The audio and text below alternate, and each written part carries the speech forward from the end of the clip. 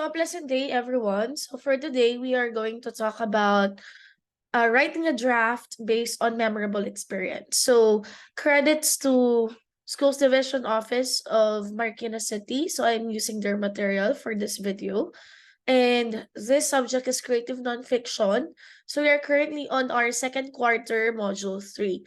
So, our goal for today is for you to know the basics and come up with an output in terms of writing, anchoring on your memorable experiences. So let's begin. So again, credits to the development team of this module. So in this module, we aim that you would be able to write a draft of a creative nonfiction piece based on your memorable real life experience. So as we have mentioned earlier, creative nonfiction should be based on real life. So it should be true, it should be factual. Because if not, it will not be creative nonfiction anymore. It would just be fiction. Okay, so let's get started. So by the way, after I discuss this, there would be a link that will show in this video for my students and for those who would like to try if they understood the discussion. You may click the link which would lead you to a Google form. Okay, so let's begin. So what do you mean by writing facts rather than fiction? So when we write creative nonfiction, we write about things that are true. That's why it's called nonfiction. That means it's existing, it's true, it happened in real life. So it is about fact and truth can be about a personal experience, things that you have experienced as an individual. This could be unforgettable experiences, this could be like daily experiences but has taught you an immense lesson. This could be events or issues in the public eye. So although we have discussed this earlier, let's have a recall on the different types and forms of creative nonfiction. So first is autobiography. So when we talk about autobiography, we refer to the written account of life of a person written by the person himself or herself. That's why it's autobiography. The person himself or herself is writing that account about his or her own life. On the other hand, we have biography. This is a detailed description or account of a person's life.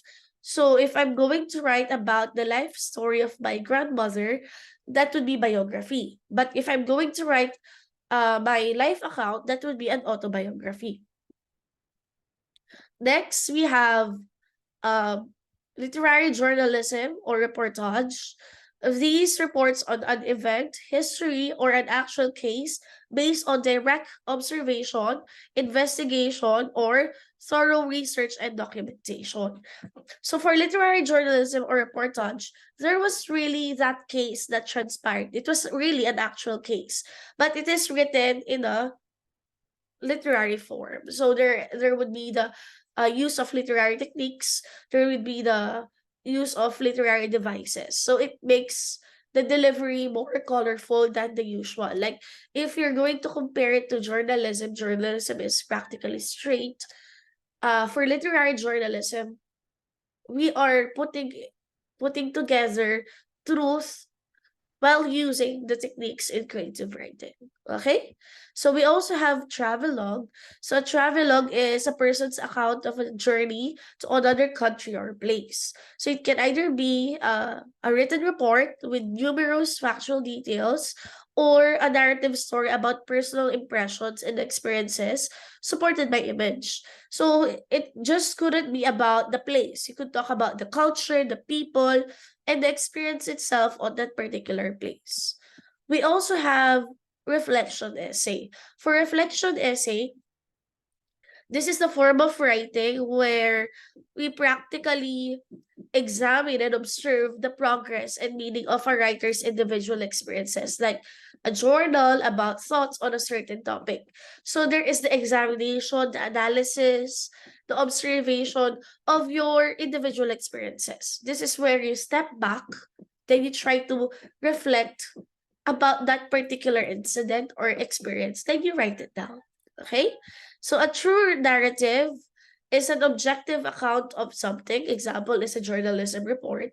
Just it is telling the story of something that transpired in an objective manner. So what's the difference of objective from subjective? Subjective, you have your biases, you have your inclinations, you have your presuppositions, but for objective, you detach yourself. So you're trying to deliver the details without considering your feelings, your thoughts, your biases in terms of writing. Okay? For blogs, you fairly know this one. These are articles, or this is a website, okay, that actually, a moment.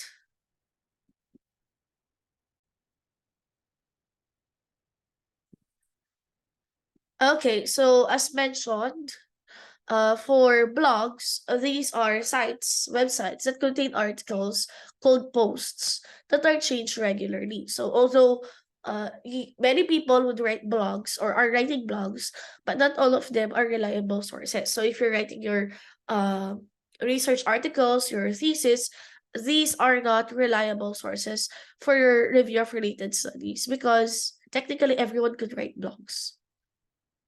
We also have what we call testimonio or the witness account, which is a Spanish term. So this one, on the other hand, would present a first-person account by the narrator who has seen or faced instances of social and political inequality. So you were the person, the writer, who is practically writing the CNF. You have you have witnessed inequality, oppression, and any form of marginalization. So you are making a witness account. Okay. Then we also have critique. So critique with the QUE is the written article, while the critic with the C is the person. So again, critique with the QUE is the written version. Critic is the person who's doing the critique. Okay. So critique is a critical discussion or review that describes, summarizes, and evaluates the strengths and weaknesses of a work.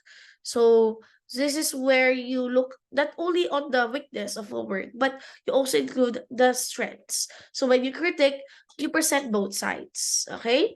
For peer critique or peer review, it is the practice of writers to review and provide constructive criticism of each other's works. So this is where you swap or you get another person's or if a person hands you over an article, you critique the work, you give constructive criticisms. That's what you call peer critique or peer review. Because at times, since we have written the output and we are so immersed with the article, we fail to see some errors. But by peer reviewing and peer critiquing, the other eye, the external eye will see the things that you could still improve with your work. Clear?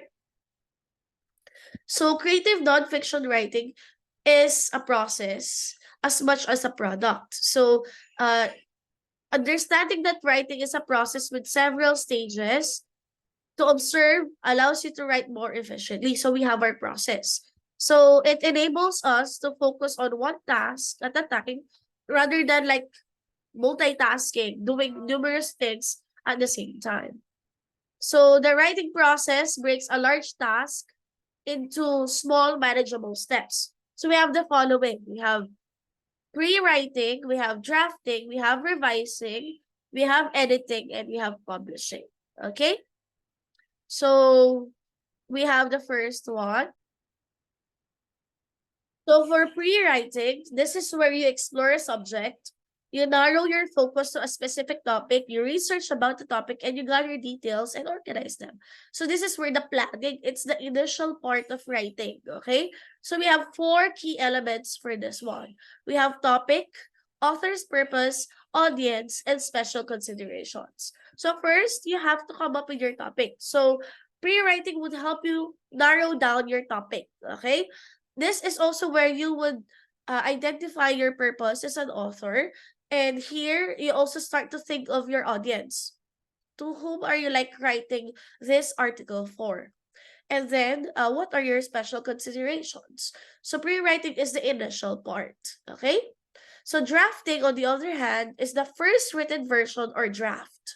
So this is where you have still errors, areas to improve. There are still things that you could correct, but it's okay because it's still a draft. So this is where you initially have your first version of your piece. So we have the beginning, middle, and the end. So for the beginning, these are the functions of the beginning. So you grab the reader's attention with an interesting fact, question, or anecdote. Because in the beginning part or the introduction, this will dictate if your article would be read or not. Okay? So, and alongside that, you also have to provide your necessary background. And of course, you also have to enable a voice appropriate for the purpose of writing. So in the beginning or introduction, you actually present what the readers would have in the future. So you set the stage. You like grab their attention for them to continue reading. For the middle, this supports and develops the writing. It provides a variety of details and information. So this it would include facts, statistics to explain ideas. These are definitions and examples that clarify ideas, anecdotes, and observations that connect the topic to real life.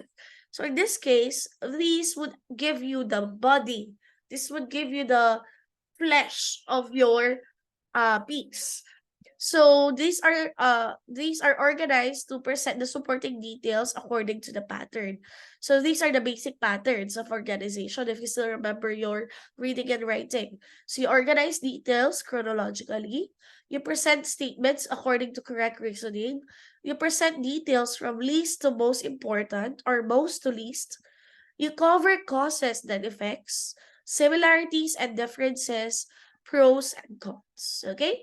For the ending, of course, if we are going to end an article or even like a speech, you want to leave a great impression. Okay? So you leave an expression in one or more ways. What are the following? You sum up the writing, you emphasize a key point, you connect with the reader's life, you call the reader to act, you provide a final thought, then you ask a provocative question. So for the first one, you sum up the writing. This is where you try to conclude. This is where you put together all of the points that you have presented in the body. You also try to connect this one with your beginning. Okay? You also emphasize the key point which is presented in the beginning or the introduction. This is also where you try to connect with your audience. Okay, so this is one way for you to like connect or establish that sense of relevance to your readers. And this is also where you call for an action on the end of your audience and you provide them a strong final thought, things that they would not forget.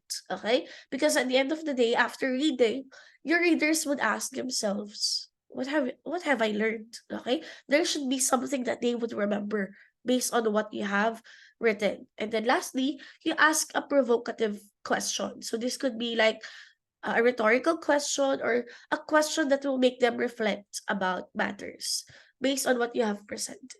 Okay, so I hope this is clear. So we have the different types of or forms of creative nonfiction, and then we have the parts beginning, middle, and ending or intro, body, conclusion that would also work. So for my students, okay, so I would be asking you to ensure that you would answer the Google form that will be flashed. And then you would have to do this uh, for your journal article, journal task, I mean, you would have to answer any of the following. Okay.